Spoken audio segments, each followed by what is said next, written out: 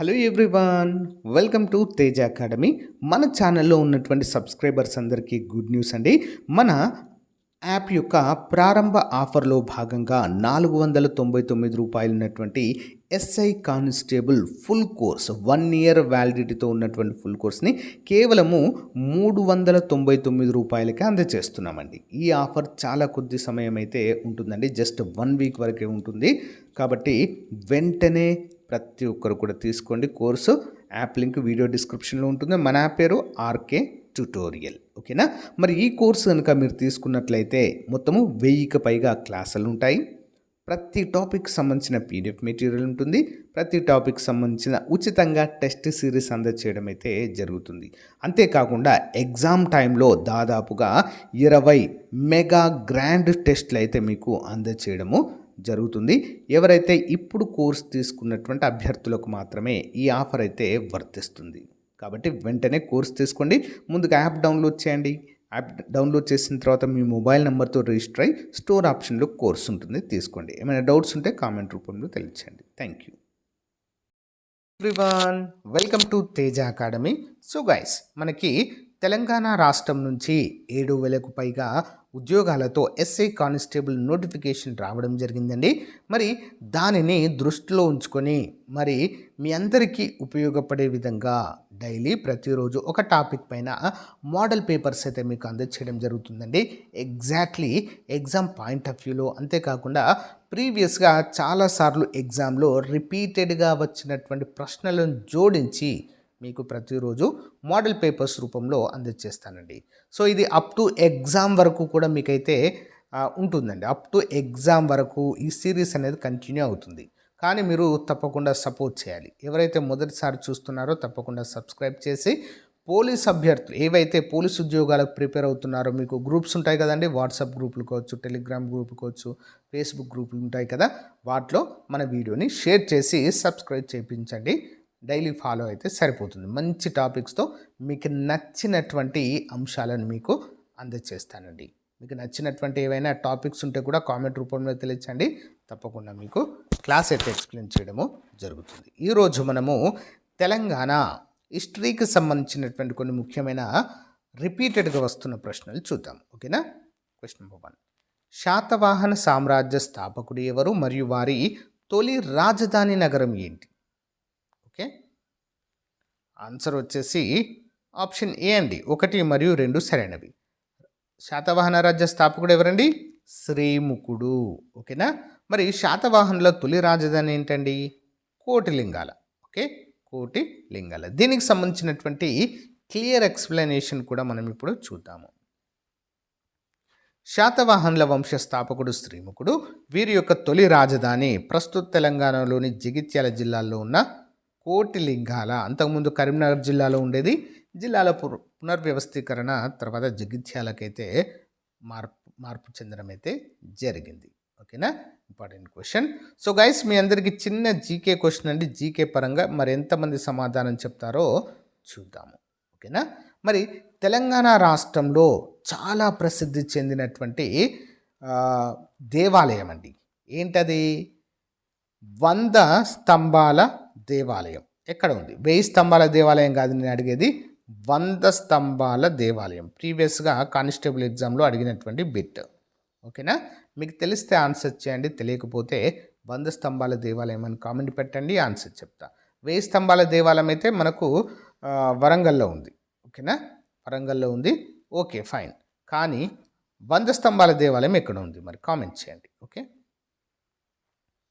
Next question 2, కాకతీయుల కాలం నాటి ప్రముఖ నిర్మాణాలు, వాటిని నిర్మించిన వారిని పరిశీలించండి. రామప్ప దేవాలయం రేచర్ల రుద్రుడు, 1000 స్తంభాల గుడి రుద్రదేవుడు, పాకాల సరస్సు గణపతి దేవుడు. సో నిర్మించిన వాటిని పరిశీలించండి. చూద్దాం. ఆప్షన్ డి 1, 2, 3 అన్నీ కూడా సరైనదే అండి. రామప్ప దేవాలయం ఎవరండి? రేచర్ల రుద్రుడు. 1000 స్తంభాల గుడి నిర్మించిన వారు రుద్రదేవుడు. పాకాల సరస్సు గణపతి దేవుడు. ఓకేనా? ఇంపార్టెంట్. రామప్ప గుడిని రేచర్ల రుద్రుడు 1213లో నిర్మించారు. 1000 స్తంభాల గుడిని 1163లో, పాకాల చెరువును గణపతి దేవుడిని నిర్మించడం అయితే జరిగింది. ఓకేనా. సో ఈ టైంలో దీన్ని నిర్మించారనేటువంటి ఎగ్జాక్ట్లీ ఇయర్ అయితే లేదు కానీ కొన్ని సంవత్సరాల కృషిగా చెప్పుకోవచ్చండి పాకాల చెరువు. ఓకే.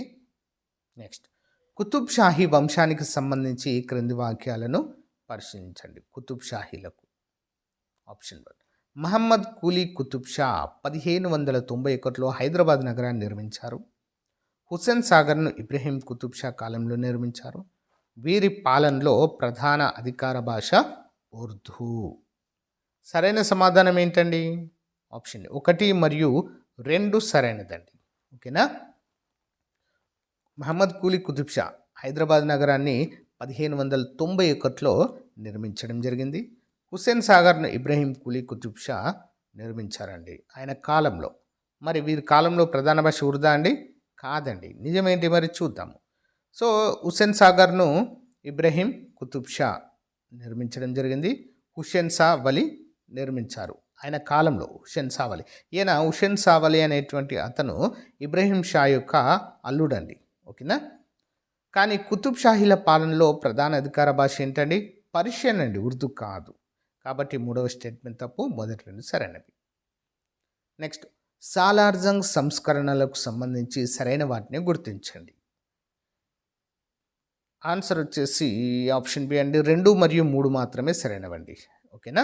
ఇతను 1వ నిజాం కాలంలో దివాన్గా పనిచేశాడనేది తప్పు. ఓకే.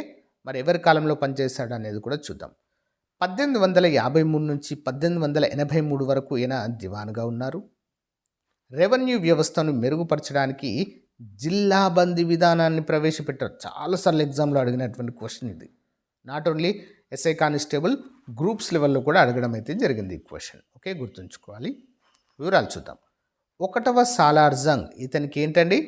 తురబ్ అలీ ఖాన్ అనే బిరుదు కలదు. ఓకేనా, అసలు పేరుది. మరి ఈయన 4వ నిజాం నసీర్ ఉద్దౌలా, 5వ నిజాం అఫ్జల్ ఉద్దౌలా మరియు 6వ నిజాం మీర్ మహబూబ్ అలీ ఖాన్ కాలంలో దివాన్గా పనిచేశారు. మొదటి నిజాం కాలంలో కాదు. Okay, important. నెక్స్ట్, ముల్కీ నిబంధనల గురించి క్రింది వాటిలో సరైనది ఏంటి? ముల్కీ నిబంధనల గురించి ఆన్సర్ ఆప్షన్ సి 1, 2, 3 అన్ని సరైనవి. చూద్దాం. 1919లో 7వ నిజాం మీర్ ఉస్మాన్ అలీ ఖాన్ ముల్కీ నిబంధనలకు సంబంధించి ఫర్మానా జారీ చేయడం జరిగింది. ఏంటి ఫర్మానా? స్థానికులకు అంటే ముల్కీలకు ముల్కీలకు స్థానికులకు మాత్రమే ప్రభుత్వ ఉద్యోగాలు ఇవ్వాలని ఈ నిబంధన తెలుపుతుంది. మరి ముల్కీ అనగా ఏంటి? ముల్కీ అనగా కనీసం 15 సంవత్సరాలు హైదరాబాద్ రాజ్యంలో నివసించిన వారిని ముల్కీలుగా పేర్కొనడం అయితే జరిగింది ఈ ఫార్మానాలో. Okay, important. 1919లో 7వ నిజాం ముల్కీ ఫర్మానా జారీ చేశారు. ఓకేనా. 7వ నిజాం ఎవరండి? మీర్ ఉస్మాన్ అలీ ఖాన్. ఓకేనా. మరి దీని ప్రకారం హైదరాబాద్ రాజ్యంలో 15 ఏళ్ళు నివసించిన వారు ముల్కీలుగా పరిగణించబడతారు మరియు ప్రభుత్వ ఉద్యోగాలకు వీరే అర్హులు. Okay, important. నెక్స్ట్, తెలంగాణ సాయుధ పోరాటంకు దారితీసిన ప్రధాన కారణాలు ఏమిటి? తెలంగాణ సాయుధ పోరాటం 1946 నుంచి 51 మధ్య జరిగింది. చూద్దాం. ఆన్సర్ ఆప్షన్ డి 1, 2, 3 సరైనవే. దొరలు దేశ్ముఖ్ల అణచివేత మరియు వెట్టి చాకిరికి వ్యతిరేకంగా జరిగింది. ఆప్షన్ 2. చాకలి ఐలమ్మ భూమిని విష్ణూర్ దేశ్ముఖ్ ఆక్రమించడానికి ప్రయత్నించడం. కమ్యూనిస్టుల నాయకత్వంలో రైతుల సమీకరణ కూడా జరిగింది. వివరాలు చూద్దాం.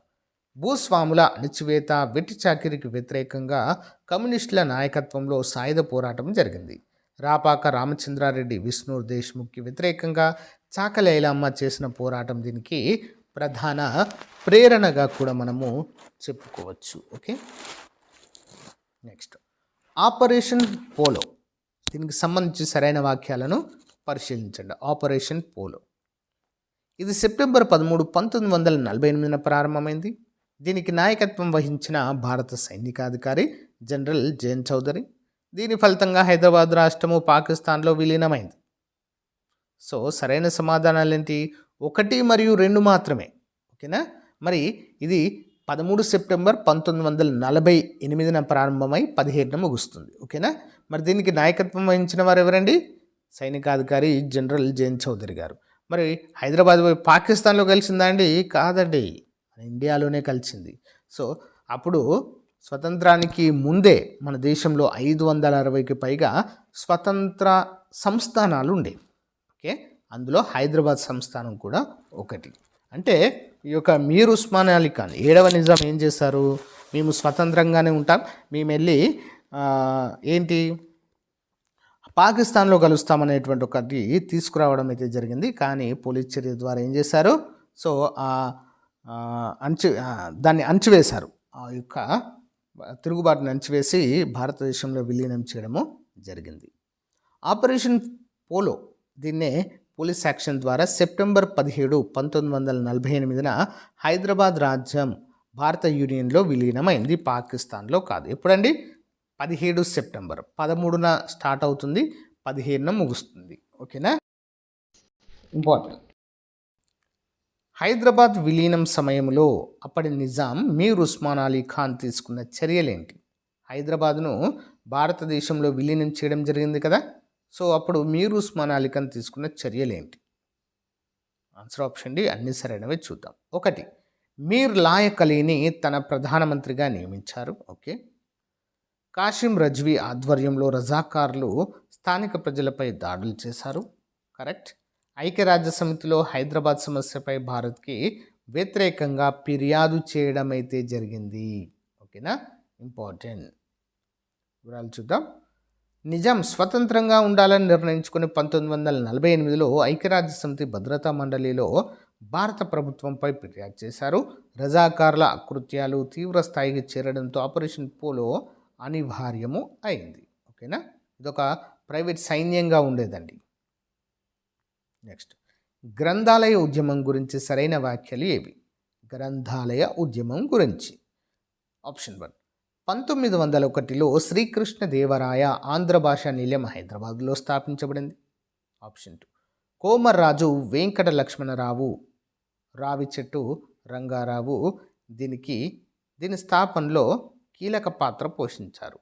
ఓకేనా, ఇది తెలంగాణ ప్రజల్లో రాజకీయ సాంస్కృతిక చైతన్యం తీసుకురావడానికి పునాది వేసింది.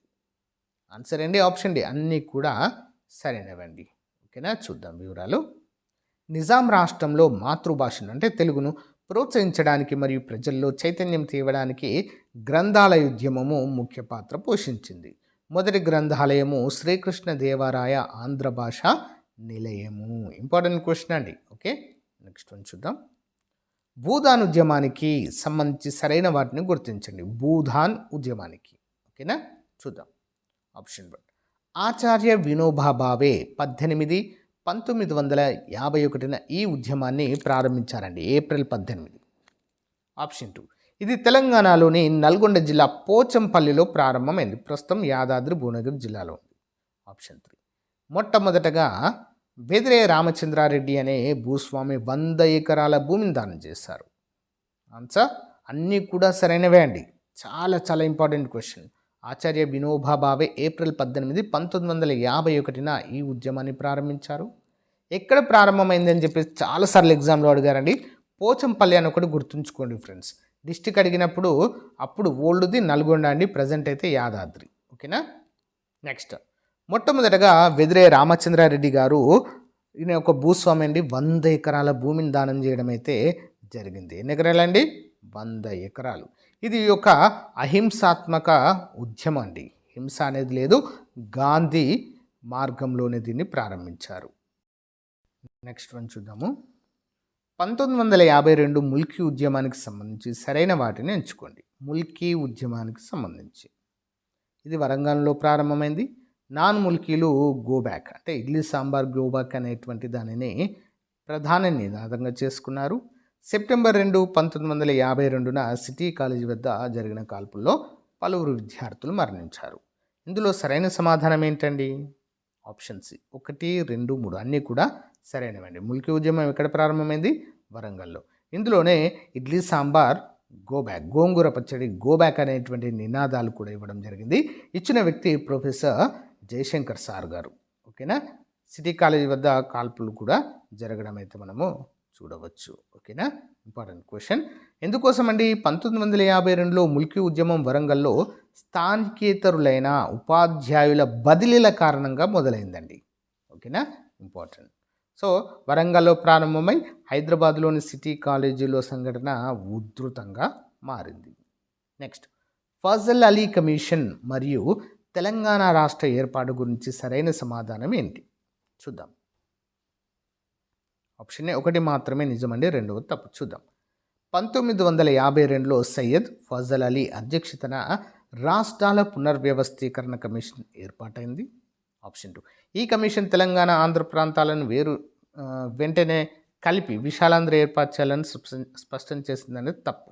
ఓకేనా, ఒకటి మాత్రమే నిజం. వివరాలు చూద్దాం, క్లియర్గా అర్థమవుతుంది. ఫజల్ అలీ కమిషన్ తెలంగాణను వెంటనే ఆంధ్రాలో కలపడాన్ని వ్యతిరేకించింది. ఓకేనా, 5 సంవత్సరాల తర్వాత 1961 ఎన్నికల్లో తెలంగాణ శాసనసభలో 2/3 వంతు మెజారిటీ కోరుకుంటేనే కలపాలని సూచించడం అయితే జరిగింది. Important question. ఓకే, ఇది ఈ యొక్క నివేదికలోని పేర 382లో సూచించడము జరిగింది. నెక్స్ట్, 1969 ప్రత్యేక తెలంగాణ ఉద్యమానికి సంబంధించి సరైనవి గుర్తించండి. 1969 తెలంగాణ ఉద్యమానికి సంబంధించి చూద్దాం. ఖమ్మంలో రవీంద్రనాథ్ అనేటువంటి విద్యార్థి జనవరి 8, 1969న ఆమరణ నిరాహార దీక్షతో ఉద్యమం ప్రారంభమైంది. ఆప్షన్ 2, మార్చి 1969లో మర్రి చెన్నారెడ్డి ఆధ్వర్యంలో తెలంగాణ ప్రజాసమితి ఏర్పాటైంది. 1971 ఎన్నికల్లో టీపీఎస్ తెలంగాణ ప్రాంతంలో 10 లోక్సభ స్థానాలను గెలుపొందింది. ఆన్సర్ ఆప్షన్ డి, అన్నీ కూడా సరైన సమాధానమే. వివరాలు చూద్దాం. 1969 తెలంగాణ ఉద్యమం ముల్కీ నిబంధనల ఉల్లంఘనకు వ్యతిరేకంగా మొదలై ప్రత్యేక రాష్ట్ర డిమాండుగా మారింది. మదన్ మోహన్ స్థాపించిన టీపీఎస్కి మర్రి చెన్నారెడ్డి అధ్యక్షుడై 1971 ఎన్నికల్లో 10 ఎంపీ సీట్లు గెలవడం అయితే జరిగిందండి. ఏంటండి? 10 ఎంపీ సీట్లు. ఇంపార్టెంట్. నెక్స్ట్ వన్, 6 సూత్రాల పథకము 6 పాయింట్స్ ఫార్ములా ఎప్పుడు ఎందుకు ప్రవేశపెట్టబడింది? 6 పాయింట్స్ ఫార్ములా ఇంపార్టెంట్ క్వశ్చన్ అండి. 1973లో ఉమ్మడి ఆంధ్రప్రదేశ్లో జై తెలంగాణ జై ఆంధ్ర ఉద్యమాల తర్వాత ఇది అమలు చేయబడింది. దీని ఆధారంగా రాజ్యాంగానికి 32వ సవరణ ద్వారా ఆర్టికల్ 371(d) చేర్చబడింది. ఇది స్థానికులకు ఉద్యోగ మరియు విద్యావకాశాల్లో ప్రాధాన్యత కల్పించింది. సరైన సమాధానం ఏంటండి? ఆప్షన్ డి, అన్నీ కూడా సరైనవే అండి. వివరాలు చూద్దాం. 1969 జై తెలంగాణ, 1972 జై ఆంధ్ర ఉద్యమాలకు పరిష్కారంగా 1973లో ఇందిరాగాంధీ అప్పుడు ప్రధానిగా ఉన్నారు, వారి ప్రభుత్వము 6 సూత్రాల పథకాన్ని రూపొందించింది. దీనికి చట్టబద్ధత కల్పించడానికి ఆర్టికల్ 371(d)ని తీసుకురావడము జరిగింది. ఈ యొక్క ఆర్టికల్ గుర్తుంచుకోవాలి friends, important. Okay, next, Telangana రాష్ట్ర సమితి ఆవిర్భావం గురించి సరైన వాక్యాలను గుర్తించండి. తెలంగాణ పార్టీ ఆవిర్భావం టీఆర్ఎస్ గురించి. ఆన్సర్ ఆప్షన్ డి, అన్ని సరైనవి అండి. 1 by 1 చూద్దాం. కల్వకుంట్ల చంద్రశేఖరరావు గారు ఏప్రిల్ 27, 2001న టీఆర్ఎస్ పార్టీని స్థాపించారు. దీని ప్రధాన లక్ష్యము ప్రశాంతమైన ప్రజాస్వామ్య పద్ధతిలో ప్రత్యేక తెలంగాణ రాష్ట్రాన్ని సాధించడం. టీఆర్ఎస్ పార్టీ మొదటి బహిరంగ సభను కరీంనగర్లో సింహగర్జన పేరుతో నిర్వహించారండి. ఏ పేరుతో? సింహగర్జన అనేటువంటి ఈ పేరుతో. మరి డిప్యూటీ స్పీకర్ పదవికి మరియు టీడీపీకి రాజీనామా చేసి కేసీఆర్ 2001 ఏప్రిల్ 27న కొండా లక్ష్మణ్ బాపూజీ నివాసం, దీన్ని మనము జలదృశ్యం అంటారండి. చాలా ఇంపార్టెంట్, ఎగ్జామ్లో వచ్చిన బిట్ ఇది. ఓకేనా, దీన్ని ఈ ప్లేస్లోనే టీఆర్ఎస్ పార్టీని స్థాపించారండి, కొండా లక్ష్మణ్ బాపూజీ. సో వీరే ఈ యొక్క టీఆర్ఎస్ పార్టీ కార్యాలయానికి తన భవనాన్ని దానంగా ఇవ్వడం అయితే జరిగింది. ఓకే, నెక్స్ట్, గిర్గ్లానీ కమిషన్ దేనికి సంబంధించింది? గిర్గ్లానీ కమిషన్. ఆన్సర్ ఆప్షన్ 1 మరియు 2 సరైనవండి, 3 తప్పు. చూద్దాం. తెలంగాణలో ప్రభుత్వ ఉద్యోగాల్లో జరిగిన అన్యాయాలపై విచారణ చేయడానికి 610 జీవో అమల్లోని లోపాలను పరిశీలించడానికి గిర్గ్లానీ కమిషన్ ఏర్పాటు. కొత్త జిల్లాల ఏర్పాటు కాదు. ఓకే, వివరాలు చూద్దాం, క్లియర్గా అర్థమవుతుంది. జీవో 610 అమలు తీరును మరియు తెలంగాణ ఉద్యోగులకు జరిగిన అన్యాయాలను అధ్యయనం చేయడానికి 2001లో చంద్రబాబు నాయుడు గారి ప్రభుత్వము జేఎం గిరిగ్లాని కమిషన్ను నియమించిందండి. సో 2001లో అప్పుడు ముఖ్యమంత్రిగా ఎవరున్నారండి?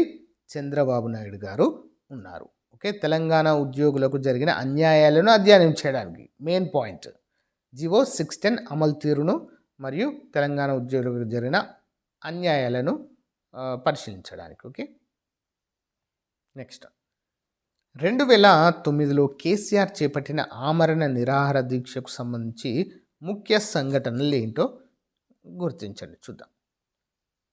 నవంబర్ 29, 2009న కేసీఆర్ ఖమ్మంలో దీక్ష ప్రారంభించడానికి వెళ్తుండగా కరీంనగర్లో అరెస్ట్ అయ్యారు. ఆప్షన్ 2, ఆయనను మొదట ఖమ్మం జైలుకు తర్వాత నిమ్స్కు తరలించారు. ఆప్షన్ 3, కేంద్ర ప్రభుత్వం డిసెంబర్ 9, 2009న తెలంగాణ రాష్ట్ర ఏర్పాటు ప్రక్రియను ప్రారంభిస్తున్నట్లు ప్రకటించింది. ఆప్షన్ డి, 3 కూడా సరైన సమాధానాలే. Okay, important. నవంబర్ 29, 2009న కేసీఆర్ కరీంనగర్ అలుగునూరు చౌరస్తా వద్ద కేసీఆర్ను అరెస్ట్ చేశారు. మరి విద్యార్థుల ఆందోళనలను దీక్ష తీవ్ర రూపం దాల్చడంతో అప్పటి హోంమంత్రి పి చిదంబరం డిసెంబర్ 9న తెలంగాణ ఏర్పాటు చేయడం అయితే జరిగింది. ఇంపార్టెంట్. ఓకేనా, ఏర్పాటు ప్రకటన చేశారండి డిసెంబర్ 9. ఆ రోజు ఎందుకు చేశారంటే సోనియా గాంధీ గారి జన్మదినోత్సవం అప్పుడు. ఓకే, నెక్స్ట్ శ్రీకృష్ణ కమిటీకి సంబంధించి సరైన వాక్యాలు ఏంటి? ఇది ఫిబ్రవరి 2010లో ఏర్పాటు చేయబడింది. ఇందులో మొత్తము 5 మంది సభ్యులు ఉన్నారండి, చైర్మన్తో సహా. ఈ కమిటీ తన నివేదికను డిసెంబర్ 2010లో కేంద్రానికి సమర్పించింది. సరైన సమాధానం 3 కూడా సరైన సమాధానాలే. వివరాలు చూద్దామండి, క్లియర్గా అర్థమవుతుంది. జస్టిస్ బిఎన్ శ్రీకృష్ణ చైర్మన్గా ఏర్పాటైన ఈ కమిటీలో V K Duggal member secretary, Ravinder Kaur, Ranbir Singh, Abu Saleh Sharif సభ్యులుగా ఉన్నారు. వీరు సమస్య పరిష్కారానికి 6 మార్గాలను కూడా ప్రభుత్వానికి సూచించడము జరిగింది. Next Telangana bill AP reorganisation act 2014 పార్లమెంట్లో ఆమోదం పొందిన తేదీలను పరిశీలించండి. నెంబర్ 1, లోక్సభ ఆమోదం ఫిబ్రవరి 18, 2014. రాజ్యసభ ఆమోదం ఫిబ్రవరి 20, 2014. రాష్ట్రపతి ప్రణబ్ ముఖర్జీ ఆమోద ముద్ర మార్చ్ 1, 2014. సరైన సమాధానం అన్నీ కూడా సరైన సమాధానం. లోక్సభ ఎప్పుడు ఆమోదం తెలిపింది? ఫిబ్రవరి 18. రాజ్యసభ 2 రోజుల తర్వాత ఫిబ్రవరి 20. రాష్ట్రపతి గారి ఆమోదము మార్చ్ 1. చూద్దాం. తెలంగాణ రాష్ట్ర పునర్వ్యవస్థీకరణ బిల్లును ఉభయ సభలు ఆమోదించిన తర్వాత 2014 మార్చి 1న రాష్ట్రపతి గెజెట్ విడుదల చేశారు. జూన్ 2వ తారీఖున అధికారికంగా మరి తెలంగాణ 29వ రాష్ట్రంగా ఆవిర్భవించింది. ప్రస్తుతం 28వ రాష్ట్రమే. అప్పుడు ఎందుకు 29 అండి మరి అంటే అప్పుడు జమ్మూ కాశ్మీర్ రాష్ట్రంగా ఉండేదండి. ఇప్పుడు ఉందా అండి? లేదు. జమ్మూ కాశ్మీర్ని లడక్ మరియు జమ్మూ కాశ్మీర్ 2 కేంద్రపాలిత ప్రాంతాలుగా మార్చారు. కాబట్టి 28వ రాష్ట్రమే ప్రజెంట్. బట్ తెలంగాణ ఏర్పడప్పుడు మాత్రమే 29వ రాష్ట్రము. ఓకే, నెక్స్ట్ తెలంగాణ పండుగ బతుకమ్మ గురించి క్రింది వాటిలో సరైనవి గుర్తించండి. చూద్దాం. ఇది ఆశ్వయుజ మాసంలో మహాలయ అమావాస్య రోజున ప్రారంభమవుతుంది ఎంగిలి పూల బతుకమ్మగా. ఆప్షన్ 2, 9వ రోజు సద్దుల బతుకమ్మతో ముగుస్తుంది. ఆప్షన్ 3, బతుకమ్మ ప్రధానంగా గౌరీదేవి ఆరాధనకు సంబంధించింది. Answer option D. 3 కూడా సరైనవండి. ఓకేనా, వివరాలు చూద్దాం. బతుకమ్మ తెలంగాణ రాష్ట్ర అధికార పండుగ అండి ఇది. ఓకేనా, 9 రోజుల పాటు తంగేడు, గునుగు, బంతి తదితర పువ్వులతో బతుకమ్మను పేర్చి ప్రకృతిని మరియు గౌరీదేవిని ఆరాధిస్తారు. ఇంపార్టెంట్. నెక్స్ట్ శాతవాహన కాలం నాటి సామాజిక మత పరిస్థితులకు సంబంధించి సరైన వాటిని గుర్తించండి. శాతవాహన కాలం నాటి సామాజిక మత పరిస్థితులు చూద్దాం. శాతవాహనులు బ్రాహ్మణ మతాన్ని అవలంబించారు, కానీ బౌద్ధ మతాన్ని కూడా ఆరాధించారు. ఆప్షన్ 2, గౌతమిపుత్ర శాతకర్ణి ఏక బ్రాహ్మణ అనే బిరుదు పొందారు. వీరి కాలంలో ప్రాకృత భాషకు బదులుగా సంస్కృతం మాత్రమే అధికార భాషగా ఉండేది. ఆన్సర్ ఆప్షన్ ఏ అండి, 1 మరియు 2 మాత్రమే సరైనవి. 3 తప్పండి. వీరి కాలంలో ప్రాకృత భాషకు బదులుగా సంస్కృతం ఉండేది అనేది తప్పు. ఓకే, వివరాలు చూద్దాం, క్లియర్గా అర్థమవుతుంది. శాతవాహనుల కాలంలో అధికార భాష ప్రాకృతమే అండి. శాసనాలన్నీ కూడా బ్రహ్మి లిపిలో ఉండేవి, ప్రాకృత భాషలోనే వేయబడ్డాయి. 3వ స్టేట్మెంట్ అనేది తప్పు, మొదటి 2 సరైనవి. నెక్స్ట్, విష్ణుకుండినీల చరిత్రకు సంబంధించి సరైన వాక్యాలను పరిశీలించండి. చూద్దాం. విష్ణుకుండినీల రాజధానులలో ఇంద్రపాల నగరము నల్గొండలో ఉంది, ఇదొకటి. గోవిందవర్మ ఇంద్రపాల నగరంలో బౌద్ధ విహారాన్ని నిర్మించారు. నెక్స్ట్, వీరు ఉండవల్లి కేశవస్వామి గుహలను నిర్మించారు. ఓకేనా, వీటిలో సరైనవి ఏంటండి మరి? ఆన్సర్ ఆప్షన్ డి, 1, 2, 3 కూడా సరైన సమాధానాలే. వివరాలు చూద్దాం, క్లియర్గా అర్థమవుతుంది. తెలంగాణలోని తుమ్మలగూడెము ఇంద్రపాల నగరము విష్ణుకుండినీల ముఖ్య కేంద్రంగా ఉండేది. వీరు బౌద్ధ హిందూ మతాలను ఆరాధించారు లేదా ఆదరించారు. ఉండవల్లి గుహలు వీరి కాలం నాటివే. ఇంపార్టెంట్ క్వశ్చన్ అండి. ఓకే, ఉండవల్లి గుహలు విష్ణుకుండిల కాలము నాటివే. ఓకే, నెక్స్ట్ వన్, కాకతీయుల కాలం నాటి పరిపాలనా విధానము అంటే నాయంకార వ్యవస్థ గురించి సరైన సమాధానం ఏంటి? దీనిని రుద్రమాదేవి కాలంలో ప్రవేశపెట్టారు. రాజుకు సైనిక సహాయం అందించే బాధ్యత నాయంకారులపై ఉండేది. దీనికి బదులుగా రాజు వారికి కొంత భూమిని అమరం ఇచ్చేవారు. ఆప్షన్ డి, 3 కూడా సరైన సమాధానం. వివరాలు చూద్దాం. కాకతీయుల కాలంలో నాయంకార వ్యవస్థ అత్యంత కీలకమైనది.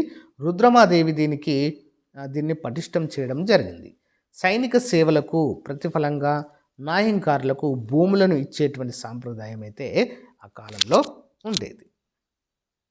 నెక్స్ట్ వన్, చారిత్రక మేడారం జాతరకు సంబంధించి సరైన వాటిని ఎంచుకోండి. మేడారం జాతరకండి. ఓకేనా, ఇది కాకతీయ రాజైన ప్రతాపరుద్రునికి మరియు సమ్మక్క సారలమ్మకు మధ్య జరిగిన పోరాటానికి ప్రతీక. ఈ జాతర ములుగు జిల్లాలోని తాడ్వాయి మండలంలో జరుగుతుంది. ఇది ఆసియాలోని అతిపెద్ద గిరిజన జాతర. ఆన్సర్ ఆప్షన్ డి, అన్నీ సరైనవి. వివరాలు చూద్దాం. 12వ శతాబ్దంలో కాకతీయులు మరి పన్నుల విధింపుకు వ్యతిరేకంగా సమ్మక్క సారలమ్మ చేసిన వీరోచిత పోరాటానికి గుర్తుగా 2 ఏళ్లకోసారి ఈ జాతరను కోయ గిరిజనులు జరుపుకుంటారు. ఎవరండి? కోయ గిరిజనులు. ఈ యొక్క జాతరలో, ఈ యొక్క ఆలయంలో కోయ గిరిజనులే సాంప్రదాయకంగా వారి వంశమే, ఒక వంశం ఉంటుంది, ఆ వంశానికి చెందిన వారే పూజారులుగా ఉంటారు. ఓకే, నెక్స్ట్, కుతుబ్ షాహీల నిర్మాణాలకు సంబంధించి సరైనవేంటో గుర్తించండి. చూద్దాం. చార్మినార్ను 1591లో ప్లేగు వ్యాధి నిర్మూలనకు గుర్తుగా నిర్మించారు. ఆప్షన్ 2. మక్కా మసీదు నిర్మాణము మహమ్మద్ కులీ కుతుబ్ షా కాలంలో ప్రారంభమై ఔరంగజేబు కాలంలో పూర్తయింది. గోల్కొండ కోటను మొదట కాకతీయులు మట్టి కోటగా నిర్మించాక కుతుబ్ షాహీలు రాతికోటగా మార్చారు. ఆన్సర్ అన్నీ కూడా సరైనవే అండి. Important question. ఓకే, వివరాలు చూద్దాం. ఈ 3 స్టేట్మెంట్లు చారిత్రాత్మక వాస్తవాలు.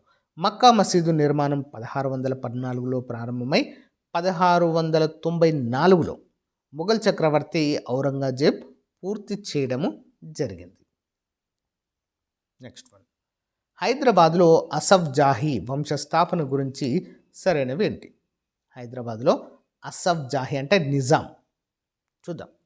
అసఫ్ జాహీ వంశాన్ని మీర్ కమరుద్దీన్ ఖాన్, వీరినే మీర్ ఉల్ముక్ అని కూడా అంటారు, 1724లో స్థాపించారు. ఆప్షన్ 2. షకర్కేడ్ యుద్ధంలో ముబారిజ్ ఖాన్ను ఓడించి దక్కన్ సుబేదారుగా స్వతంత్రం ప్రకటించుకున్నారు. వీరి తొలి రాజధాని ఔరంగాబాద్. సరైన సమాధానం అన్నీ కూడా సరైనవే అండి. Important question. ఓకే, వివరాలు చూద్దాం. 1724లో జరిగిన షకర్కేడ్ యుద్ధంలో అసఫ్ జాహీ వంశ పరిపాలన మొదలైంది. ప్రారంభంలో వీరి రాజధాని ఔరంగాబాద్, తర్వాత కాలంలో హైదరాబాద్కు మార్చడం అయితే జరిగింది. ఇంపార్టెంట్. నెక్స్ట్, 6వ నిజాం మీర్ మహబూబ్ అలీ ఖాన్ కాలంలో ముఖ్య సంఘటనలను గమనించండి. చూద్దామండి. ఆప్షన్ 1. 1886లో సింగరేణి కాలరీ స్థాపించబడింది. ఆప్షన్ 2. 1893లో క్యాబినెట్ కౌన్సిల్ ఏర్పాటు ద్వారా పరిపాలన సంస్కరణలు జరిగాయి. ఆప్షన్ 3. ఇతను ఉస్మానియా విశ్వవిద్యాలయాన్ని స్థాపించారు. ఓకేనా, ఏది సరైనదండి? ఆప్షన్ 1 మరియు 2 మాత్రమే సరైనది. ఉస్మానియా విశ్వవిద్యాలయాన్ని 7వ నిజాం నిర్మిస్తారండి. ఓకేనా, మీరు ఉస్మాన్ అలీ ఖాన్, మీరు మహబూబ్ అలీ ఖాన్ కాదు. ఓకే, వివరాలు చూద్దాం, క్లియర్గా అర్థమవుతుంది. ఉస్మానియా విశ్వవిద్యాలయాన్ని 1918లో 7వ నిజాం మీర్ ఉస్మాన్ అలీ ఖాన్ స్థాపించారు. 6వ నిజాం కాదు. Okay, important. Next one, Hyderabad రాజ్యంలో వందే మాతర ఉద్యమం 1938 గురించి సరైనవి ఏంటి? చూద్దాం. ఆప్షన్ 1, ఉస్మానియా విశ్వవిద్యాలయం హాస్టళ్లలో వందే మాతరం పాడడాన్ని నిషేధించడంతో ఇది ప్రారంభమైంది. విద్యార్థులను విశ్వవిద్యాలయం నుంచి బహిష్కరించారు. బహిష్కృతులైన విద్యార్థులకు నాగపూర్ విశ్వవిద్యాలయం ఆశ్రమం కల్పించింది. ఆన్సర్ ఆప్షన్ డి అండి. 1, 2, 3 సరైనవే అండి. 3 కూడా సరైనవే. వివరాలు చూద్దాం. ఉస్మానియాలో వందే మాతరం పాడడంపై నిషేధం విధించగా విద్యార్థులు ధిక్కరించి సస్పెండ్ అయ్యారు. పివి నరసింహారావు వంటి వారు కూడా ఈ ఉద్యమంలో పాల్గొన్నారు. నాగపూర్ యూనివర్సిటీ వీరికి ప్రవేశం కల్పించింది. Important question. Okay, next, Andhra Mahasabha ఆవిర్భావం మరియు పాత్ర గురించి సరైన సమాధానం ఏంటి? చూద్దాం. ఆప్షన్ 1, మొదటి ఆంధ్ర మహాసభ సమావేశం 1930లో జోగిపేటలో జరిగింది. ఆప్షన్ 2, మొదటి సమావేశానికి సురవరం ప్రతాపరెడ్డి అధ్యక్షత వహించారు. ఆప్షన్ 3, దీని ప్రధాన ఉద్దేశము రజాకార్ల సైన్యాన్ని ప్రోత్సహించడము. ఓకేనా, ఇంపార్టెంట్. ఆన్సర్ ఆప్షన్ 1 మరియు 2 సరైనవండి. 3 తప్పు.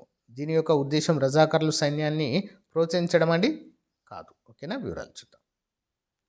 ఆంధ్ర మహాసభ యొక్క ఉద్దేశము నిజాం రాజ్యంలో తెలుగు భాష సంస్కృతులను పరిరక్షించడం మరియు ప్రజల హక్కుల కోసం పోరాడడం. రజాకార్లకు దీనికి ఎలాంటి సంబంధం లేదు. నెక్స్ట్ వన్, ఇత్తహాద్ ఉల్ ముస్లిమీన్ మరియు రజాకార్ల వ్యవస్థ గురించి సరైన సమాధానం ఏంటో చూద్దాం. ఆప్షన్ 1, ఎంఐఎంను 1927లో నవాబ్ బహదూర్ యార్జంగ్ స్థాపించారు మొదటి అధ్యక్షులుగా. ఆప్షన్ 2, కాసిం రజ్వీ నాయకత్వంలో రజాకార్లు తీవ్రవాద స్వభావాన్ని సంతరించుకున్నారు. ఆప్షన్ 2, రజాకార్ అనగా ఉర్దూలో స్వచ్ఛంద సేవకుడు అని అర్థము. ఆన్సర్ ఆప్షన్ బి అండి. 2 మరియు 3 మాత్రమే సరైనవి. ఓకేనా, 1 తప్పు. చూద్దాం వివరాలు. ఎంఐఎంను 1927లో నవాబ్ మహమూద్ నవాజ్ ఖాన్ స్థాపించారు. మహమ్మద్ యార్జంగ్ తర్వాత కాలంలో దానికి అధ్యక్షుడిగా మారడం అయితే జరిగింది. నెక్స్ట్, హైదరాబాద్ స్టేట్ కాంగ్రెస్ స్థాపన గురించి సరైనవి ఏంటి? హైదరాబాద్ స్టేట్ కాంగ్రెస్ స్థాపన. ఆప్షన్ 1, ఇది 1938లో స్వామి రామానంద తీర్థ నాయకత్వంలో స్థాపించబడింది. ఆప్షన్ 2, స్థాపించిన వెంటనే నిజాం ప్రభుత్వం దీనిపై నిషేధం విధించింది. నెక్స్ట్ ఆప్షన్ 3, సత్యాగ్రహం ద్వారా నిషేధాన్ని ఎత్తివేయాలని చేసి పోరాడింది. Answer option D. 3 కూడా, మొదటి 3 ఆప్షన్స్ కూడా సరైన సమాధానాలు. వివరాలు చూద్దాం. 1938లో ఏర్పడిన వెంటనే కాంగ్రెస్ పేరుతో ఉన్నదనే కారణంతో నిజాం ప్రభుత్వం దీన్ని నిషేధించింది. స్వామి రామానంద తీర్థ దీనికి ప్రధాన నాయకుడిగా చెప్పుకోవచ్చు. నెక్స్ట్, జాయిన్ ఇండియా ఉద్యమం గురించి క్రింది వాటిలో సరైన సమాధానం చూద్దాం. ఆప్షన్ 1, హైదరాబాద్ రాష్ట్రాన్ని భారత యూనియన్లో విలీనం చేయాలని కోరుతూ స్వామి రామానంద తీర్థ ఈ ఉద్యమానికి పిలుపునిచ్చారు. ఆప్షన్ 2, నిజాం ఆగస్టు 15, 1947న స్వతంత్రం ప్రకటించుకున్న నేపథ్యంలో ఇది ప్రారంభమైంది. ఆప్షన్ 3, ఈ ఉద్యమంలో జమలాపురం కేశవరావు, జేవి రంగారెడ్డి తదితరులు పాల్గొన్నారు. ఆన్సర్ ఆప్షన్ డి అండి. 1, 2, 3 అన్నీ కూడా సరైన సమాధానాలు. వివరాలు చూద్దాం. నిజాం భారత్లో కలవడానికి నిరాకరించినప్పుడు స్టేట్ కాంగ్రెస్ నాయకత్వంలో ఆగస్టు 7, 1947న జాయిన్ ఇండియా ఉద్యమం అధికారికంగా ప్రారంభమైందండి. ఇంపార్టెంట్. ఓకేనా, నెక్స్ట్, బూరుగుల రామకృష్ణారావు ప్రభుత్వానికి సంబంధించి సరైనవి ఏంటి? బూరుగుల రామకృష్ణారావు ప్రభుత్వానికి. ఆప్షన్ 1, 1952లో జరిగిన తొలి సార్వత్రిక ఎన్నికల్లో కాంగ్రెస్ గెలిచి హైదరాబాద్ రాష్ట్రంలో ప్రజాప్రభుత్వం ఏర్పాటైంది. ఆప్షన్ 2 బూరుగుల రామకృష్ణారావు హైదరాబాద్ రాష్ట్రానికి తొలి మరియు ఏకైక ఎన్నికైన ముఖ్యమంత్రి. ఆప్షన్ 3 వీరి కాలంలోనే 1952 నాన్ ముల్కీ ఉద్యమం జరిగింది. ఆన్సర్ ఆప్షన్ డి 3 కూడా సరైనవి, అన్నీ సరైనవి. హైదరాబాద్ రాష్ట్రానికి 1952లో ఎన్నికలు జరిగాయి.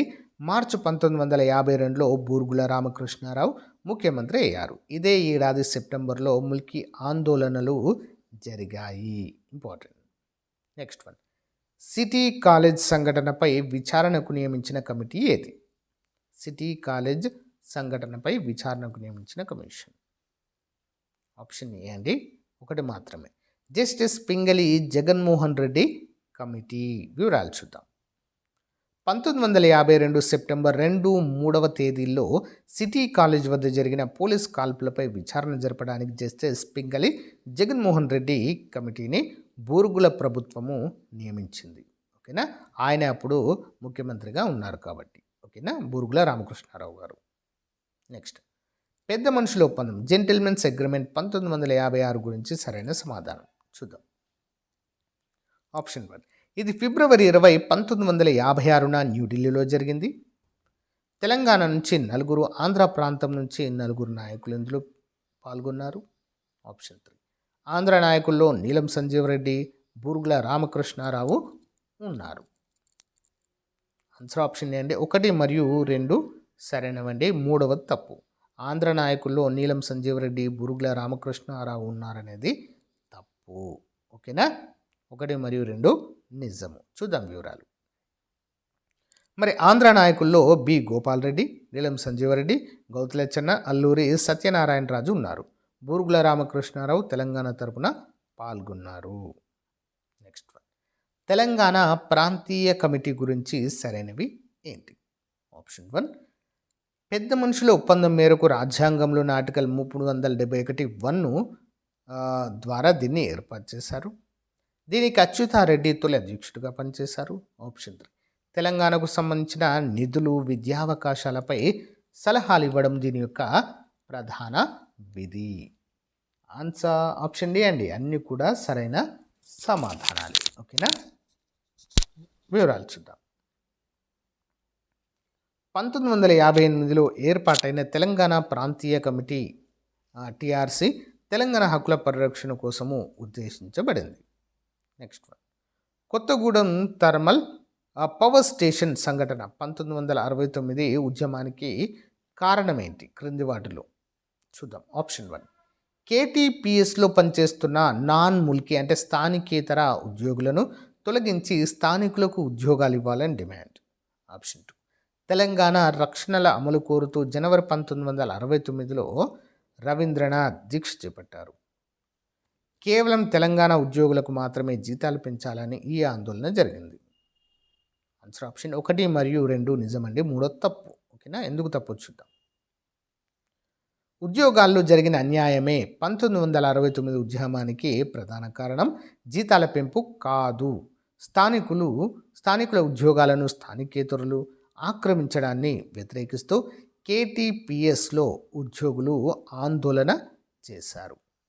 నెక్స్ట్ వన్, 8 సూత్రాల పథకం 8 పాయింట్ ఫార్ములా గురించి సరైన సమాధానం చూద్దాం. ఆప్షన్ 1, ఏప్రిల్ 11, 1969 అప్పటి ప్రధాని ఇందిరాగాంధీ గారు దీన్ని ప్రకటించారు. ఆప్షన్ 2, ఇది ప్రత్యేక తెలంగాణ డిమాండ్ను అంగీకరించింది. ఆప్షన్ 3, ఇందులో భాగంగా తెలంగాణ మిగులు నిధుల లెక్కల కోసం భార్గవ కమిటీ ఏర్పాటైంది. ఆప్షన్ బి, 1 మరియు 2 సరైనవి, 3వ తప్పు. చూద్దాం. తెలంగాణ ప్రత్యేక డిమాండును కేంద్రం తిరస్కరిస్తూ తెలంగాణ అభివృద్ధి కోసం కేవలము ఆర్థిక పరిపాలనా పరమైన చర్యలు తీసుకుంటూ 8 సూత్రాల పథకాన్ని ప్రకటించింది. ఓకే, నెక్స్ట్ 610 జీవో గురించి సరైన వాటిని గుర్తించండి. ఆప్షన్ 1, తెలంగాణ ఉద్యోగులకు జరిగిన అన్యాయాన్ని సరిదిద్దడానికి డిసెంబర్ 30, 1985న ఎన్టీ రామారావు ప్రభుత్వం దీన్ని జారీ చేసింది. ఆప్షన్ 2, జోన్ 5, జోన్ 6లలో అక్రమంగా నియమితులైన స్థానికేతరులను వెనక్కి పంపాలని ఇందులో పేర్కొనడం జరిగింది. జయభారత్ రెడ్డి కమిటీ నివేదిక ఆధారంగా ఈ జీవో జారీ చేయబడింది. ఆన్సర్ అన్నీ కూడా సరైన సమాధానాలే. వివరాలు చూద్దాం. Telangana non gazetted officer TNGO చేసిన ఆందోళనల ఫలితంగా జయభారత్ రెడ్డి కమిటీ మరియు సుందరేషన్ కమిటీ సిఫారసుల మేరకు 610 జీవో వెలువడింది. ఇంపార్టెంట్. నెక్స్ట్ 1990ల దశాబ్దంలో తెలంగాణ అస్తిత్వ ఉద్యమాలు ఏవి? ఆప్షన్ 1 1997లో వరంగల్లో తెలంగాణ మహాసభ ఏర్పాటు. ఆప్షన్ 2 1997లో సూర్యాపేటలో తెలంగాణ జనసభ ఏర్పాటు.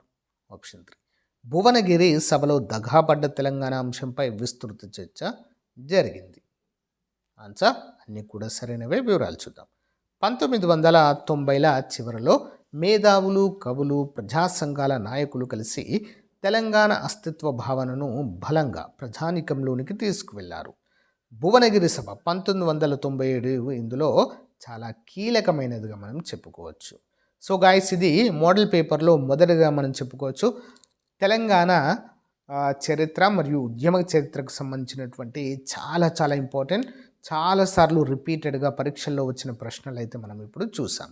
సో నెక్స్ట్ మరొక టాపిక్ పైన మనం క్లాస్ అయితే చూడబోతున్నామండి. చాలా చాలా ఇంపార్టెంట్.